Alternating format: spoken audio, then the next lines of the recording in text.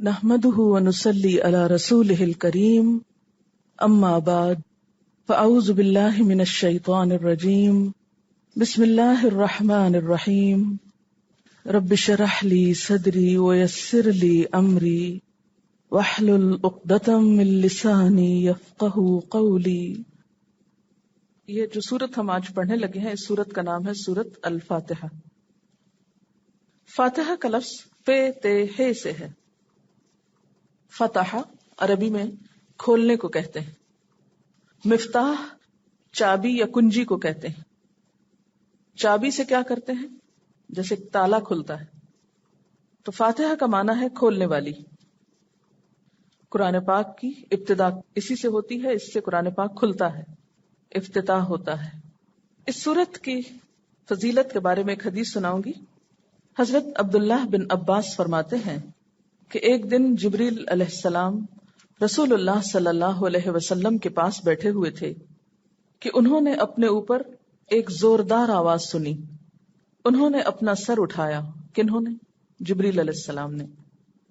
پھر فرمایا، یہ آسمان کا ایک دروازہ ہے جو آج سے پہلے کبھی نہیں کھلا۔ پھر فرمایا، یہ ایک فرشتہ ہے جو آج سے پہلے زمین پر کبھی نازل نہیں ہوا۔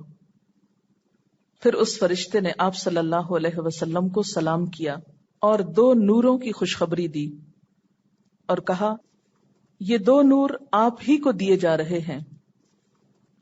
آپ صلی اللہ علیہ وسلم سے پہلے کسی نبی کو نہیں دیے گئے۔ ایک تو سورت فاتحہ ہے اور دوسرا سورت البقرہ کی آخری 2 آیات۔ آپ صلی اللہ علیہ وسلم جب کبھی ان دونوں میں سے کوئی کلمہ تلاوت کریں گے تو آپ صلی اللہ علیہ وسلم کو مانگی ہوئی طلب کردہ چیز ضرور عطا کی جائے گی۔ اسے صحیح مسلم نے روایت کیا ہے۔ ذرا محسوس کیجئے اس سورت کی فضیلت اور عظمت کو۔ حضرت ابو سعید بن معلا فرماتے ہیں کہ آپ صلی اللہ علیہ وسلم نے مجھے فرمایا، میں تجھے قرآن کی ایک ایسی سورت بتاؤں گا جو قرآن پاک کی سب سورتوں سے بڑھ کر ہے، اور وہ ہے الحمدللہ رب العالمین۔ وہی سبع من المثانی اور قرآن عظیم ہے جو مجھے دیا گیا ہے۔ حضرت ابو ہریرہ رضی اللہ تعالی عنہ فرماتے ہیں کہ آپ صلی اللہ علیہ وسلم نے فرمایا، سورت الحمد ہی ام القرآن ام الکتاب اور دہرائی ہوئی 7 آیتیں ہیں۔ اس سورت کا نام الشفا بھی ہے۔ قرآن پاک شروع کرنے سے پہلے اعوذ باللہ من الشیطان الرجیم پڑھی جاتی۔ اس کو مختصر بولتے ہیں تعوذ پڑھنا، کیونکہ یہ اللہ کا حکم ہے۔ ایک مسلمان کے لیے کسی کام کو کرنے کے لیے سب سے بڑا جواز یہی ہے کہ یہ اللہ کا حکم ہے۔ بات تو یہی ختم ہو جاتی ہے نا کہ یہ اللہ کی طرف سے ہے میرے لیے حکم، میں اس کو سب سے بڑے مقام پہ رکھتی ہوں، اس لیے جب اس کی طرف سے کوئی بات آئے گی مجھے ماننے میں کوئی مشکل نہیں۔ قرآن پاک ہمیں اللہ تعالی سے ملائے گا، جنت کا راستہ آسان کرے گا، تو شیطان کبھی نہیں چاہے گا کہ ہم اس کتاب کو صحیح طور پر سمجھ سکیں۔ اس لیے جب ہم اس کتاب کے قریب جائیں گے تو وہ ہمارے پیچھے پڑ جائے گا، تو ہمیں اس سے بچنے کے لیے اپنے آپ کو اللہ تعالیٰ کی حفاظت میں دینا ضروری ہے۔ ایسا کیوں کیا جاتا ہے؟ اس لیے کہ قرآن پاک میں ہی اللہ تعالیٰ فرماتے ہیں، فَإِذَا قَرَأْتَ الْقُرْآنَ فَاسْتَعِذْ بِاللَّهِ، جب تم قرآن پاک کو پڑھو تو اللہ تعالیٰ کی پناہ طلب کرو۔ کس سے بچنے کے لیے؟ من الشیطان الرجیم، شیطان مردود سے بچنے کے لیے۔ شیطان کون ہے؟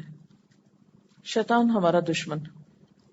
جب اللہ تعالیٰ نے ہمیں پیدا کیا تھا تو فرشتوں کو، جنوں کو حکم دیا تھا کہ وہ انسان کو سجدہ کریں۔ شیطان جنوں میں سے تھا۔ کان من الجن ففسق عن امر ربہ، اس نے اپنے رب کے حکم کی نافرمانی کی اور انسان کو سجدہ کرنے سے انکار کر دیا۔ بسم اللہ الرحمن الرحیم، جس کے لیے دوسرا لفظ تسمیہ ہے، اس کا پڑھنا کیوں ضروری ہے؟ اس کام کے کرنے میں اللہ تعالیٰ کی مدد شامل حال ہو جاتی ہے۔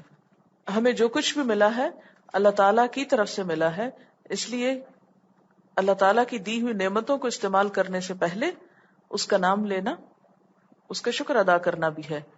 اور کیا فائدہ ہے بسم اللہ پڑھنے کا؟ کام میں برکت ہوتی ہے، کام آسان ہو جاتا ہے. اگر بسم اللہ پڑھی جائے گی تو انشاءاللہ وہ کام بھی درست ہوگا. کسی غلط کام کے شروع میں بسم اللہ پڑھی نہیں جا سکتی، یا بسم اللہ پڑھتے ہی ہمیں اپنی غلطی کا احساس بھی ہو جائے گا. بسم اللہ الرحمن الرحیم کو اگر ایک اور اینگل سے دیکھیں، اگر اللہ تعالیٰ کی کتنی صفات ہیں، کتنے نام ہیں؟ سب سے پہلے الرحمن اور الرحیم ہی کیوں آیا ہے؟ یہ بھی تو ہو سکتا تھا الغفور الرحیم، بسم اللہ الغفور الرحیم ہو سکتا تھا، تو وہ بات نہیں بنتی نا. چلیے الرحیم کی جگہ الکریم لگا لیجیے، وہ بھی اللہ تعالیٰ کی صفت ہے، نام تو اسی کا ہے. اب یوں پڑھی بسم اللہ الرحمن الکریم. العزیز اللہ تعالیٰ کی صفت ہے، آپ پڑھیے بسم اللہ العزیز الرحیم. نہیں بات بنتی نا، جو خوبصورتی اس میں آتی ہے. اللہ تعالیٰ کی رحمت کا ذکر ہے اور رحمت پر رحمت کا ذکر ہے. تو پہلا تعارف قرآن پاک میں اللہ تعالیٰ کا کیا ہے؟ کہ وہ مہربان ہے. جب ہم اپنے بچوں کو اللہ تعالیٰ کا تعارف کراتے ہیں تو کیسے کراتے ہیں؟ ڈراتے ہیں نا. ہر بات میں اللہ تعالیٰ جہنم میں پھینکے گا، اللہ تعالیٰ ایسا کرے گا، ویسا کرے گا. بچپن سے ہی دل پھیر دیتے ہیں ہم ان کے اللہ تعالیٰ کی محبت سے، تو پھر وہ محبت کہاں سے آئے گی؟ جبکہ اللہ تعالیٰ نے اپنی کتاب میں سب سے پہلا تعارف جو کرایا وہ کیا ہے؟ الرحمن الرحیم. ترجمہ: اعوذ، میں پناہ لیتی ہوں، میں پناہ چاہتی ہوں، باللہ، اللہ کی، من، سے، الشیطان، شیطان، الرجیم، مردود. بسم اللہ، بے، ساتھ، اسم، نام، اللہ، اللہ کے، الرحمن، جو بہت مہربان، الرحیم، بار بار رحم کرنے والا ہے. الحمد، ال، سب، حمد، تعریف، شکر، للہ، اللہ کے لیے ہے، ربی، جو رب ہے، العالمین، تمام جہانوں کا، الرحمن، بہت مہربان، الرحیم، بار بار رحم کرنے والا ہے، مالکی، مالک ہے، یوم، دن، الدین، بدلے کے. یہ تھا ترجمہ. اب اس کے الفاظ کا کچھ انالیسس. اعوذ، عین واو دال سے ہے. تعویذ کا لفظ آپ نے سنا ہوگا. تعویذ کا مطلب ہوتا ہے پناہ لینا، یعنی جو کلام آپ لکھتے ہیں یا پیتے ہیں یا پڑھتے ہیں، گویا اس کے ذریعے پناہ لے رہے ہوتے ہیں. تو بعض تعویذ تو اللہ کا کلام ہوتے ہیں اور بعض تعویذ ان میں شرکیہ باتیں ہوتی، اسی لیے تعویذ کو عموماً اچھا نہیں سمجھا جاتا، کیونکہ اس میں جنوں کی، شیطانوں کی، انسانوں کی، بزرگوں کی یا اور کسی مخلوق کی پناہ مانگی گئی ہوتی. تو اعوذ، میں پناہ چاہتی ہوں، باللہ، اللہ کی، یعنی کسی زمین کی پناہ گاہ میں نہیں جا رہے بلکہ اللہ تعالیٰ کی فراہم کی ہوئی پناہ گاہ میں آ رہے ہیں. کس سے بچ کر؟ دشمن سے بچ کر. کون ہے دشمن؟ من الشیطان، شیطان. شیطان کا جو لفظ ہے شین، طا اور نون سے ہے، شطن. شین تو نون کا عربی میں مطلب ہوتا ہے بہت دور، انتہائی گہرا کنواں، بئر شطون. شیطان کو شیطان کیوں کہا گیا؟ کہ وہ اللہ کی رحمت سے بہت دور ہو گیا. الرجیم، یہ لفظ رے جیم میم سے مل کر بنا ہے، رجم. اردو میں سنا ہوگا کبھی رجم کا لفظ. رجم کا لفظی معنی ہوتا ہے پتھر مارنا. رجم کی سزا کا لفظ بھی سنا ہوگا آپ نے. تو جس کو پتھر مارا جاتا ہے وہ چیز دور بھاگ جاتی. تو رجیم کا مطلب پتھر مار کر دور بگایا ہوا، ریجیکٹڈ، اللہ تعالی کی رحمت سے دور. اعوذ، میں پناہ چاہتی ہوں، باللہ، اللہ کی، من الشیطان، شیطان سے، الرجیم، مردود. اب آپ آ گئے ایک قلعے میں، شیطان کو باہر چھوڑ دیا، آپ اب اللہ کی رحمت کے سائے میں آ گئے. بسم اللہ، اللہ کے نام کے ساتھ. اسم کا لفظ اردو میں بھی استعمال ہوتا ہے، اسم فعل حرف ہوتا ہے نا، تو اسم نام کو کہتے ہیں، چیزوں کے نام. تو بسم اللہ، اللہ کے نام کے ساتھ. الرحمن، رحمان کا لفظ رے ہے میم سے ہے، رحم. رحم کہتے ہیں ماں کے ووم کو، جہاں پر بچہ پرورش پاتا ہے دنیا میں آنے سے پہلے، اور اس کی وجہ سے ماں کے اندر ایک خاص شفقت اور محبت اور رحم کے جذبات ہوتے ہیں اپنے بچے کے لیے، تو اس سے یہ لفظ ڈرائیو ہوا ہے. تو رحمان بہت زیادہ رحم فرمانے والا، مبالغے کا صیغہ ہے. الرحیم کا لفظ بھی رے ہے میم ہی اس کا اوریجنل روٹ ہے. رحم، دونوں کی شیپ میں فرق ہے، وہ رحمان ہے، یہ رحیم ہے.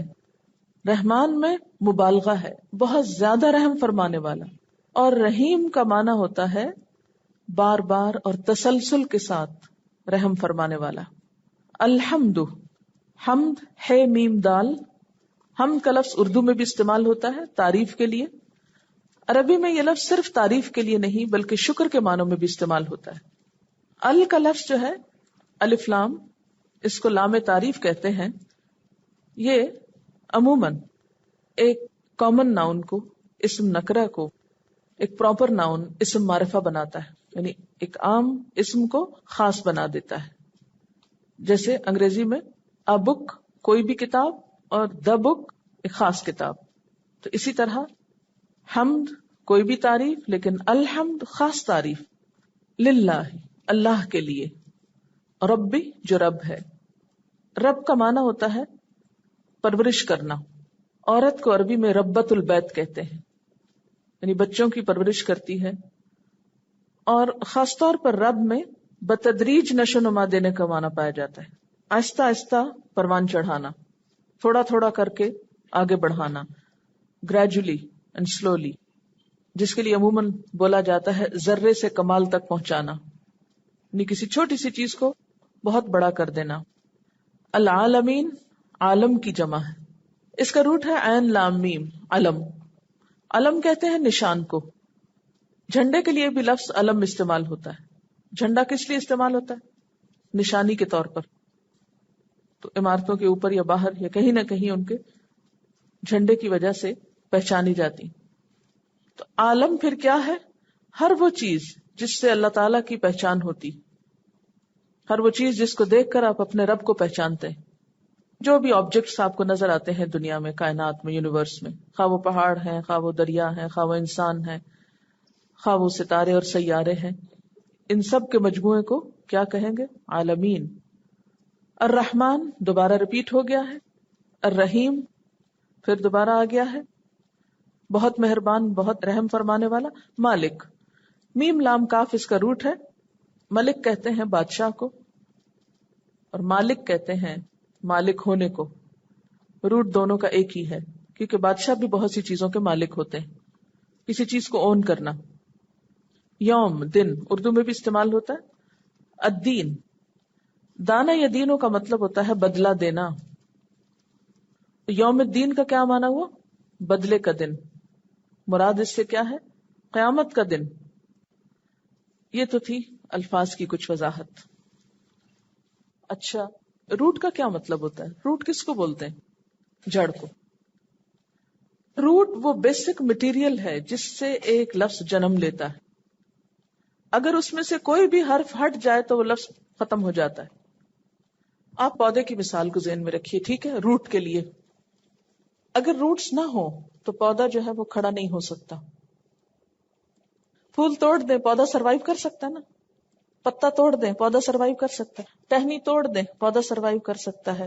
اگر آپ روٹس کاٹ دیں کیا ہوتا ہے؟ مرجھا جاتا ہے، ختم ہو جاتا ہے. اس کانسیپٹ کو، اس اصول کو ذہن میں رکھیے. اس کو سامنے رکھ کے الحمد کو دیکھیے. الحمد میں ہے میم دال، یہ روٹس ہیں. اس میں سے ہا نکال دیجئے، کیا بنا؟ المد. کیا ہے؟ کچھ رہ گیا؟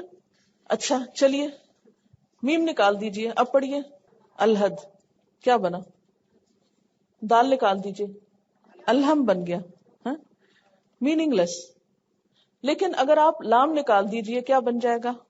احمد بن جاتا ہے نا. ٹھیک ہے نا. تو روٹ کیا ہے اصل میں؟ بیسیکلی وہ بنیادی حروف کہ جن میں سے اگر کوئی ایک ڈراپ ہو جائے تو کیا ہوتا ہے؟ وہ لفظ اپنے معنی کھو دیتا ہے.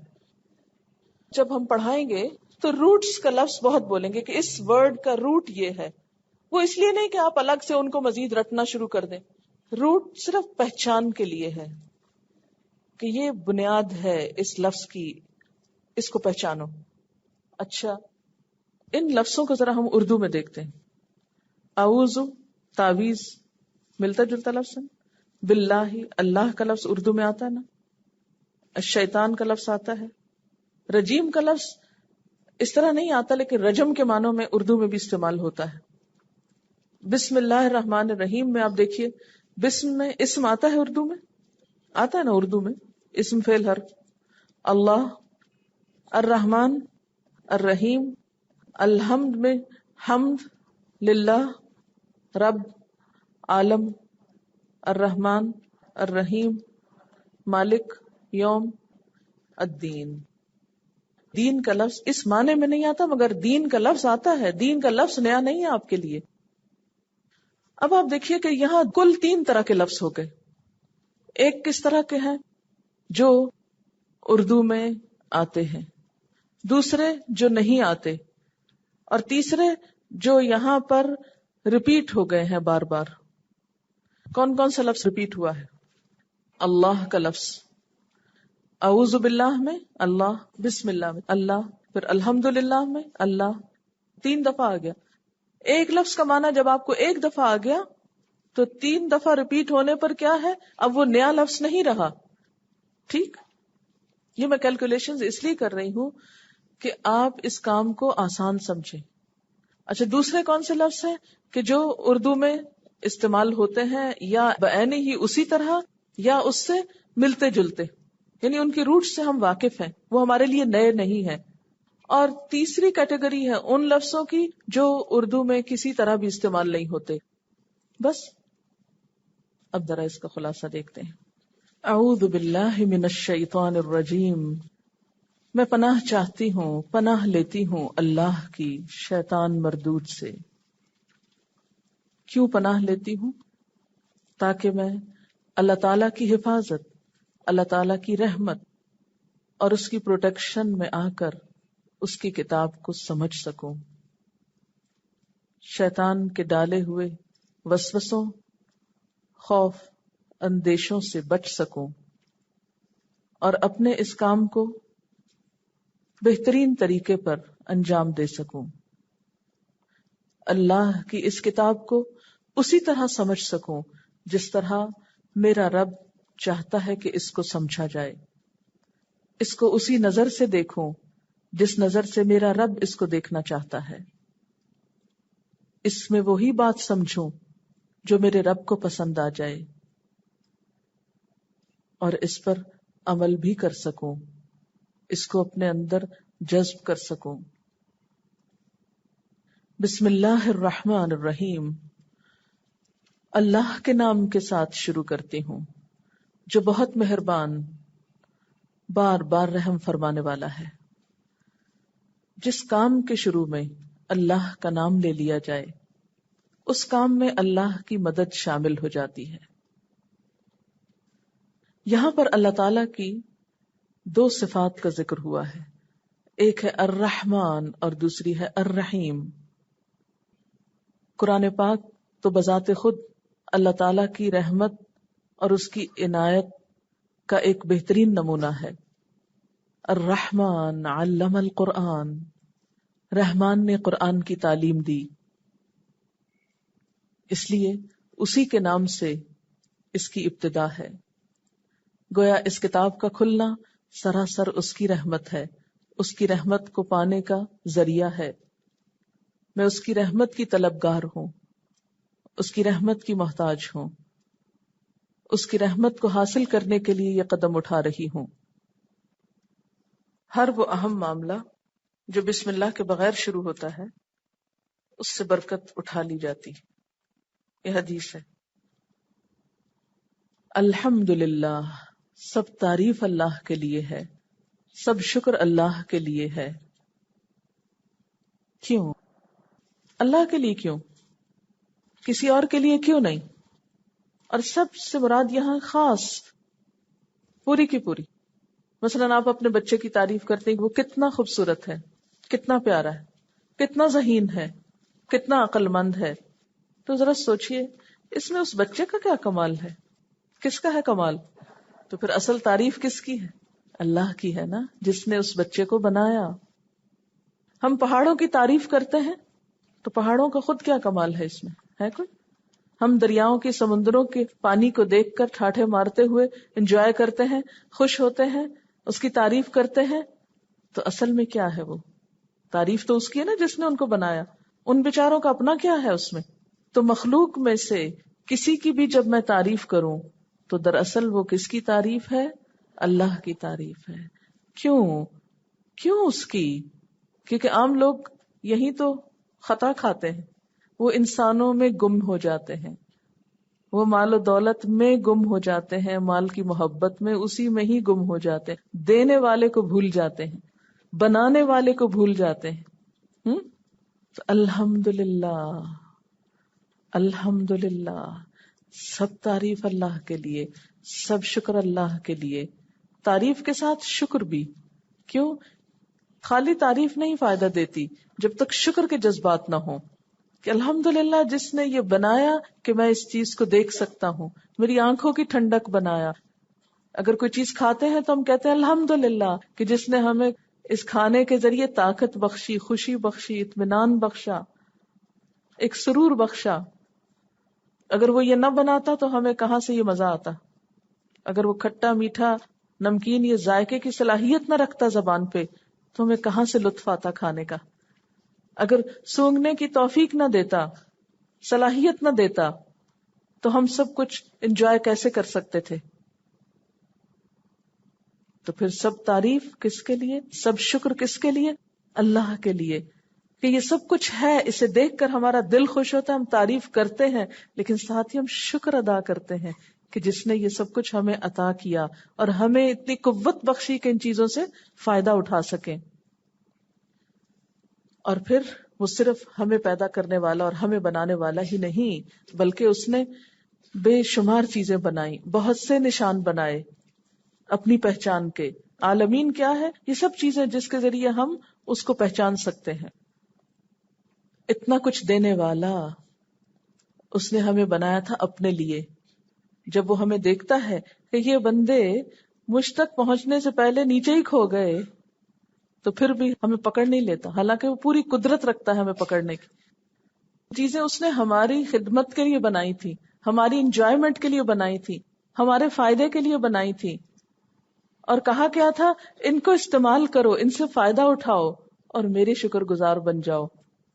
ہم اس کو تو بھول گئے اور انہی کے بیچ میں الجھ گئے۔